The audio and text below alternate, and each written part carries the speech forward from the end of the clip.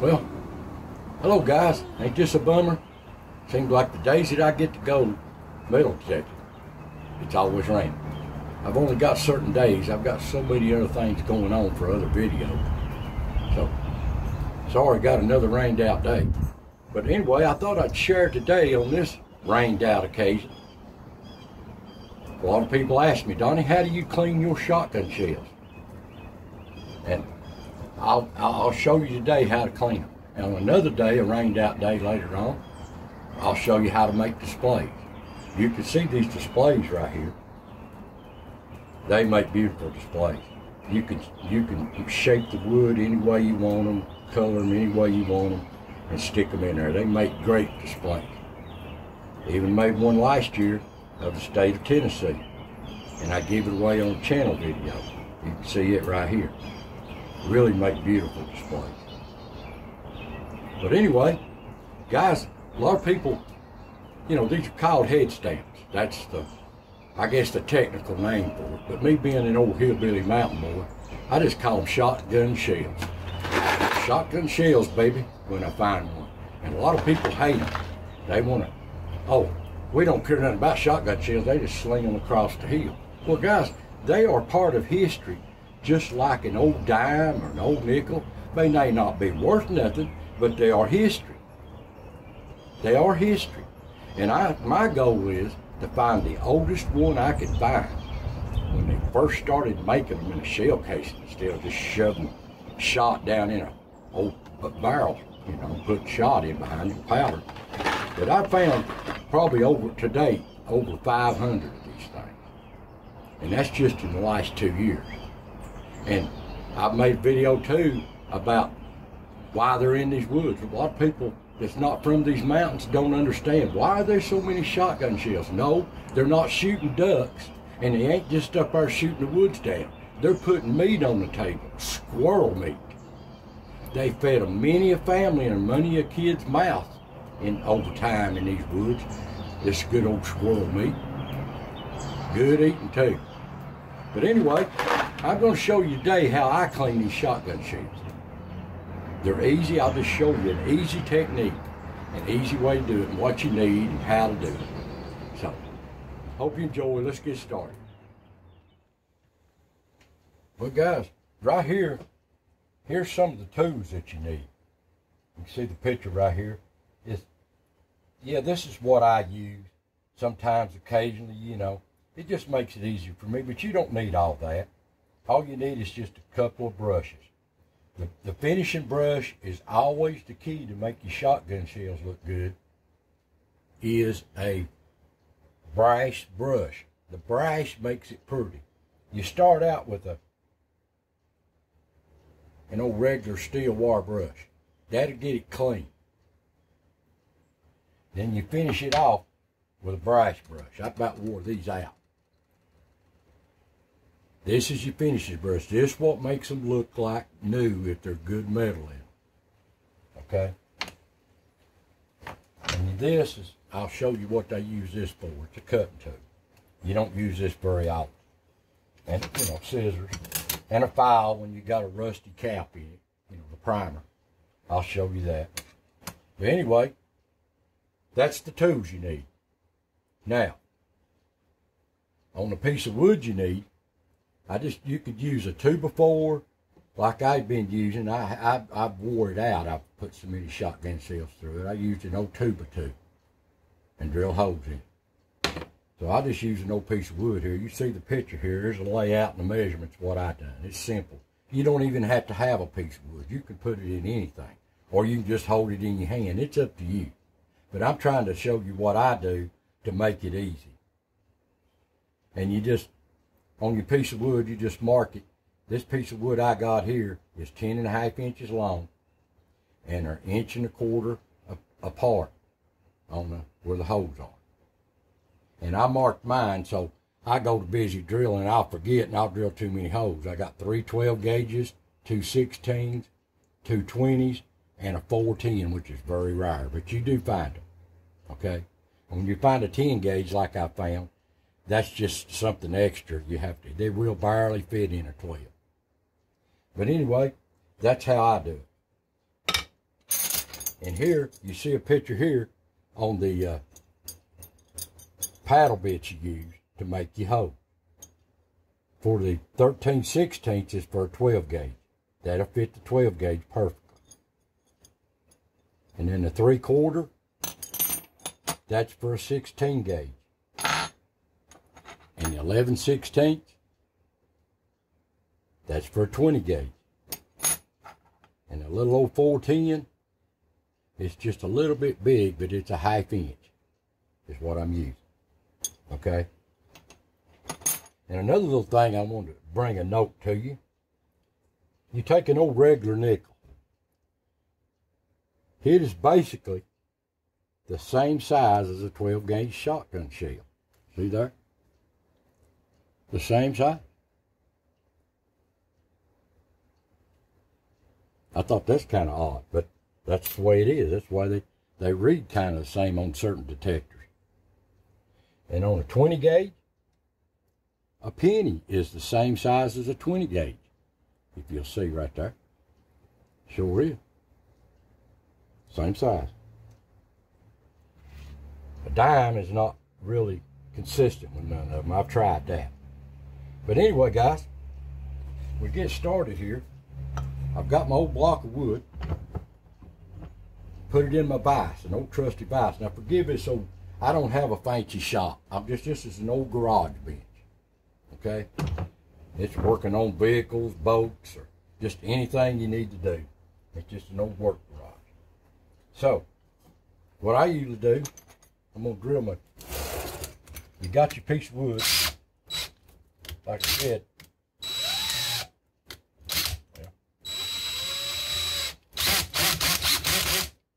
Be careful if you're using power tools. They will hurt you. You've got this marked off like the measurements I showed you. Now this just makes it easier for doing anything.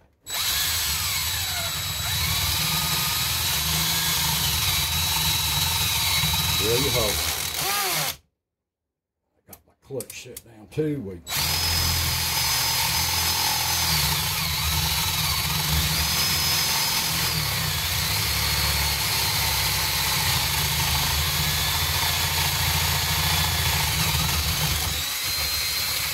Just before it goes through, let up. If you don't, you splinter your wood all to pieces in the bottom. Okay, there's a 12. Now for a 16, we'll go to 3/4.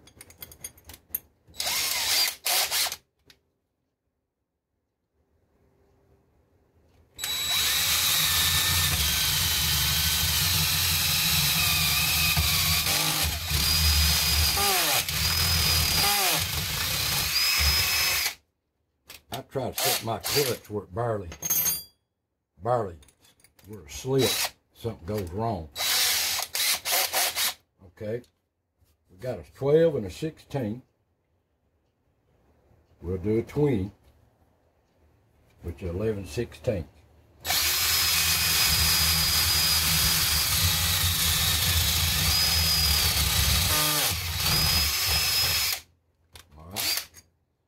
We do the oddball. You won't find many of these, but you do find them. That's your 410 shell.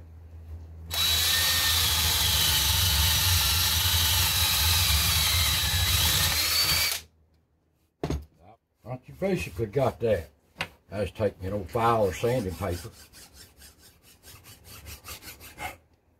sand the old rough places off. There you go. You see what I'm talking about on the back side? If you ain't careful, that old drill, if you got it set up too high, you'll go through. If you push it too hard, you'll go so fast that he'll just splinter your soft wood up. So you got to be careful going through. It'll just bust the wood up. It won't do it so bad on an old 2x2 or 2x4 or something. It won't do that. But this is soft wood. This is just a 1 by 1.5 piece of wood. So you basically, you've got your, you've got them now. There's a 16 gauge. There's 12 gauge. There's a little 410. So you basically got that. Now, you're going to make a mess. Believe me, you're going to make a mess doing this, especially in your garage or shop. Of course, y'all know that. But what I like to use, if you got it, you can use a little old broom, but shop back there.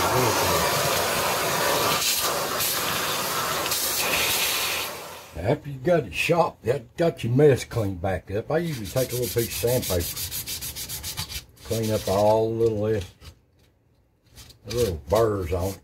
Ain't nothing worse than getting a splinter in your hand. So now we're ready to do the shotgun shells. And you see, I've wore this whole thing out. But it's been a good one, and it's still a good one. This is just something I need to make another one anyway.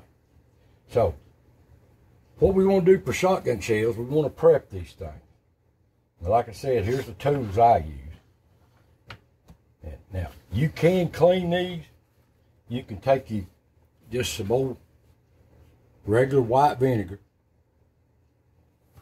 1 part vinegar, 1 part water, and put some salt, just regular old salt in it. Mix it up. And set your shotgun shells down in that and let it set for a day or two. And that'll eat most of that old stuff off. But I have done this. It's a slow process. And if the metal's good on your shotgun shells, you don't need to do that really. But you can. Alright. What I want to show you here, the only time I ever use this right here is for an old shotgun shell you found that's still got the plastic on it.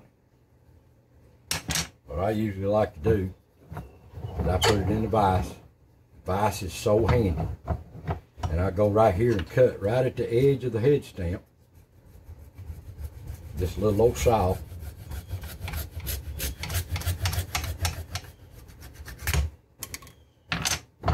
And I'll just cut it off. Right there. So, it fit right in there, see? You don't need that old plastic, no way. So that's trash. So there you go on that. That's the only reason I use that little saw. And another thing, you getting these old shotgun shells, like this one. Here's an old one here.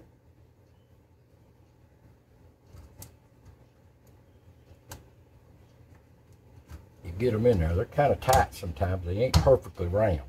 And the only reason I use this file is, you know, the primer cap on it, they usually rust around. So you take this perfectly flat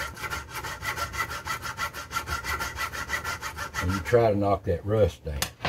Okay? Then you take your regular wire brush and clean it. So, I'm going to show you here. Here's a 12 gauge.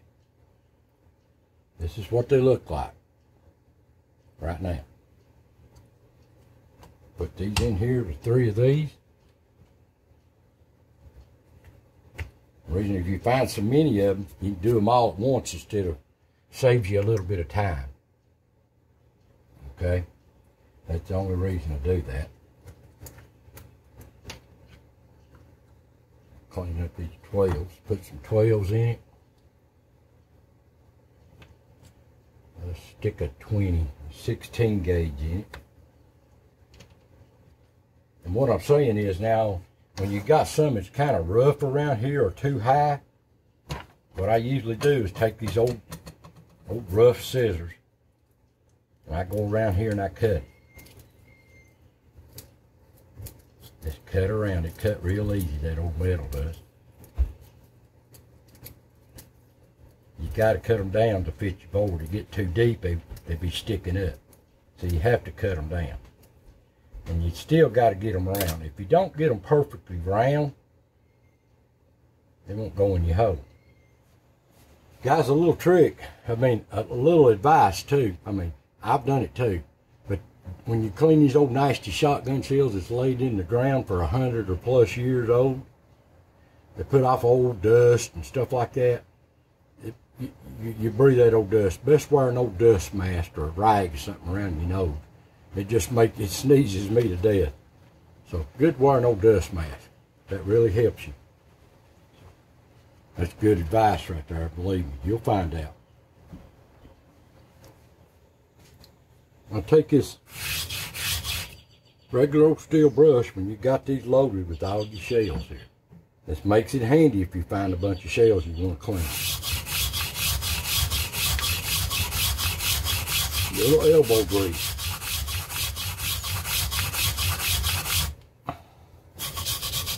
Go different directions. You can get all the rust out in between the lettering and the firing cap. Prime it. Now there you go. That's on a steel brush. I like to take this, and it does it better on these old brass brushes. You can see I about wore this one out. But you can use a drill on it. Little brass brush. But I prefer this right here. I'll show you. Just do it just like you did the steel brush. Like they just come out of a box.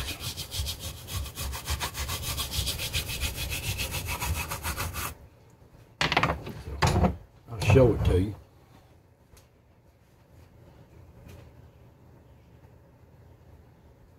See, it starts making them look good. 410, 20 gauge, 16 gauge, all the way up to 12. They look good. They look good in a board like that too. Whole bunch of them.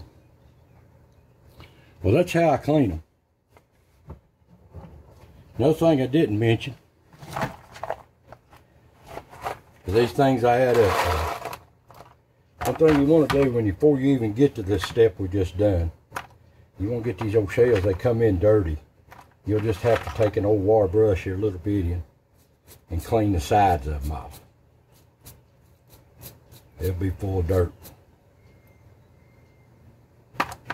Okay. Another thing is, it makes it handy. I'll show this to you. I bought this little baby, if you can see it. Now this makes it kind of handy, but you got to watch you take the lettering off of it. I'll show you one right here. Just a little old cheap. These have just got cloth brushes on them. Now they'll clean them, but they won't put that brass on them. See? But they won't put the brass on. You put it on this other softer brush, finishing, and it makes it handy. There you go. But it don't look good unless you put that brass brush on. This is not, this ain't very expensive at all. Just a little old bench grinder, little bitty thing. It makes it handy on little finds. So there you go, guys. Guys, I hope that helped you cleaning them. That's how I clean them. There ain't no problem at all. Some of them you can clean, and some of them are just beyond their too far gone. You know, that's just the way it is. But I hope this helped you. So, hopefully we'll get out next week back in these old ridges, and I'm trying to get some permissions around some of these old farms. So, take care, God bless, and I'll see you next time.